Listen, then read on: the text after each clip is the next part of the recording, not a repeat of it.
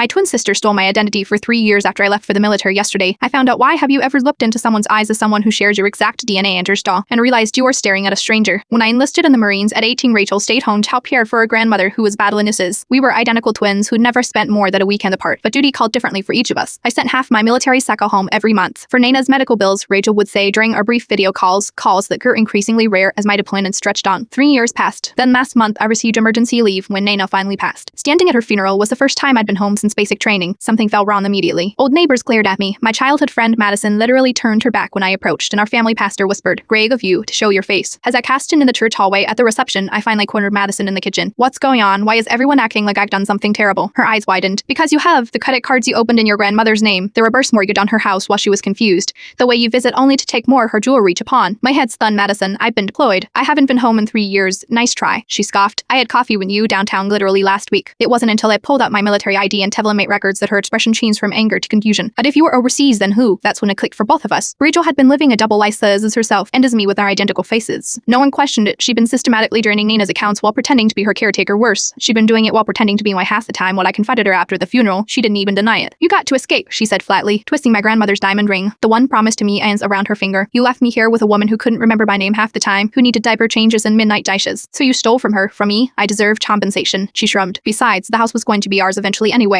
It was supposed to pay for her care. The money you sent wasn't enough, never enough. I'd sent over $40,000 in 3 years. Money I thought was going to medical bills and Almonge. Yesterday I met with Nana's lawyer. He looked genuinely confused to see me. "I thought we settled everything last month. What do you mean?" He pulled out a document. Hannah's will, apparently abducted 6 months ago. It left everything to Rachel with a small note explaining that I was deliberately disinherited for financial exploitation and abandonment. The signature on the witness line belonged to her childhood Dr. Risa, who confirmed he'd signed it after I had brought Nana in for her checkup. It was a perfect plan while I was in Afghanistan. Rachel had become me when it suited her needs, tarnishing my name and securing her inheritance. But she forgot one thing: military personnel. Keyed detailed biometric records, my fingerprints dimented from the day I enlisted. Prove I wasn't in the country when I supposedly opened those credit cards or abducted that will. The DA is now investigating. Rachel's facing multiple felony charges: identity theft, elder abuse, fraud. The will has been deemed invalid. This morning I found a journal in Nana's nightstand. The last coherent entry, dated 2 years ago, reads, "The good twin visited today. I can always tell them apart, though they think I can't." Rachel has a coldness behind her eyes that my sweet Ellie never had, even when she thinks I'm too confused to notice. Some people wear masks to hide who they are. My sister wore my face. The worst part, I'd still share everything with her. She just asked. That's what twins are supposed to do.